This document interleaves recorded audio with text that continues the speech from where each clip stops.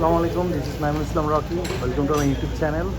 So here I am again in Motovix and Motovix আমার আপুর বাইকটা আনছি সিধা লগো চিন্তা বাইক ক্লাব আরেকটা লাগাইতে হবে। সো আজকে আপুর এই বাইকটাতে মেন প্রবলেম হয়েছে ফুয়েল পাম্পের যে মিটারটা ওইটাতে হচ্ছে কার্বন জমছে। তো যখন তেল শেষ হয়ে যায় তখন ব্লিঙ্ক করে না।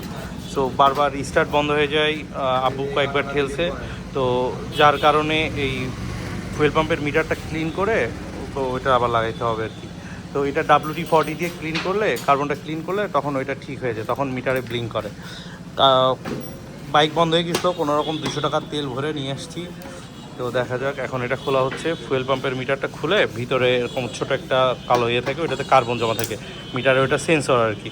সেন্সরের উপরে যে কার্বনটা থাকে, কার্বনে প্রবলেম হয় আর কি। কার্বনটা জমলে তখন মিটারে ব্লিঙ্ক করে না, কোনো তেল কতটুকু আছে কি এগুলো শো করে না। সো এই প্রসেসটা আজকে দেখাবো কীভাবে কী করে। Let's go. সো বস বাপ্পি আমাদের এই ট্যাঙ্কটা খুলছে, এই পুরো অংশটুকু খুলে এনে তার ভিতরে হচ্ছে ফুয়েল পাম্প মিটারটা থাকে, ওইটা রিড করা হবে। এই ফুয়েল পাম্প ছিল, ফুয়েল পাম্পের থেকে এই যে সেন্সরটা, সেন্সরের এইখানে আর কি ময়লা জমে, এটা এখন ক্লিন করা হবে।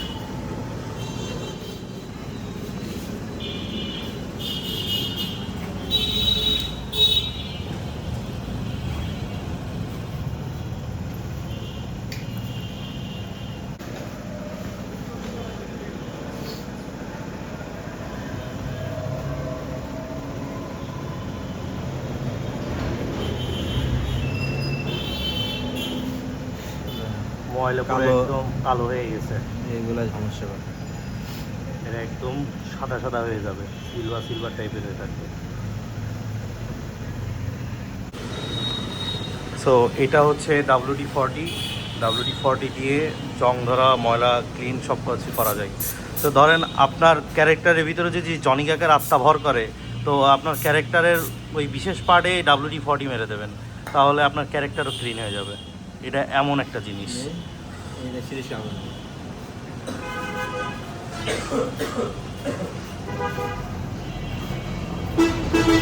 কিছুক্ষণ রেখে দেবো, তারপরে টলা দিলে ময়লা ঢুকে যাবে।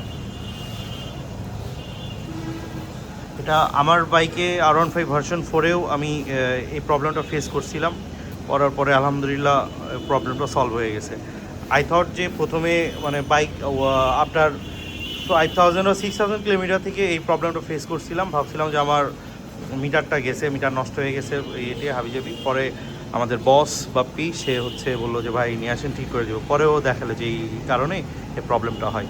তো আলহামদুলিল্লাহ এখন চালাচ্ছি, এখন অনেক ভালো। ইভেন মানে আমি ফুল ট্যাঙ্কিতে 400 কিলো চালাই, 300 কিলো পরেই সুন্দর করে ব্লিঙ্ক করা শুরু করে যে ভাই তুমি গরিব হয়ে গেছো, এখন তোমাকে তেল ভরতে হবে। এখন পরিষ্কার করা হচ্ছে, পরিষ্কার হয়ে গেছে।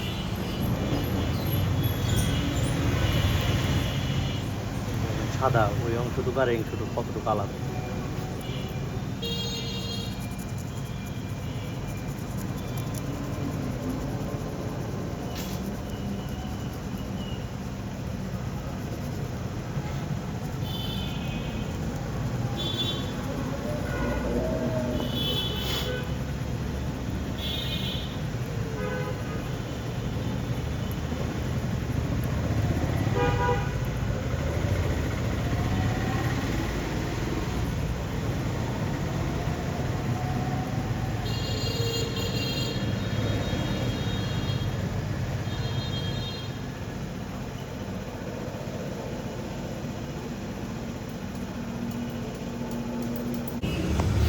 সো ক্লিন করার পরে যেটা হয়েছে, আগে কি কালো ছিল আর এখন পুরো সাদা হয়ে গেছে।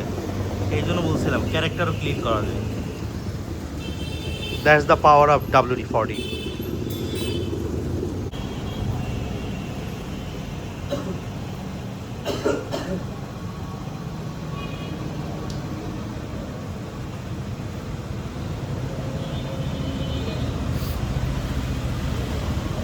এই প্লাস নিয়ে আয়।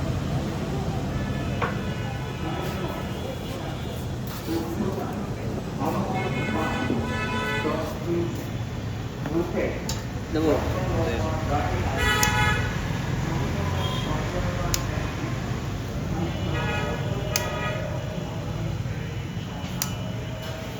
এখন হচ্ছে মুখটা যাতে খুলে বেরিয়ে না যায়, ওয়াশারটা ছোট ওয়াশার যাতে বেরিয়ে না যায়, এই যে ওইখানে একটু রাং দিয়ে ছালাই করা হচ্ছে।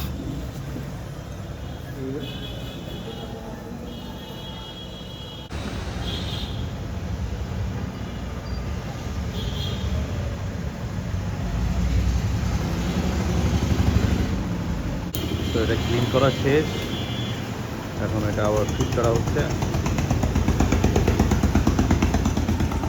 ভালো করে। এখন মুছে সব তার ওয়্যারগুলো লাগিয়ে ফিট করা হবে।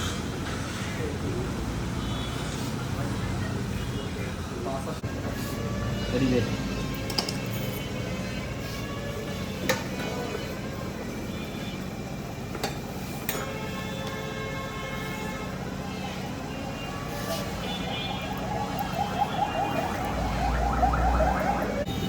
সো ক্লিন প্রসেস শেষ, এখন এটা আবার ফিট করা হচ্ছে।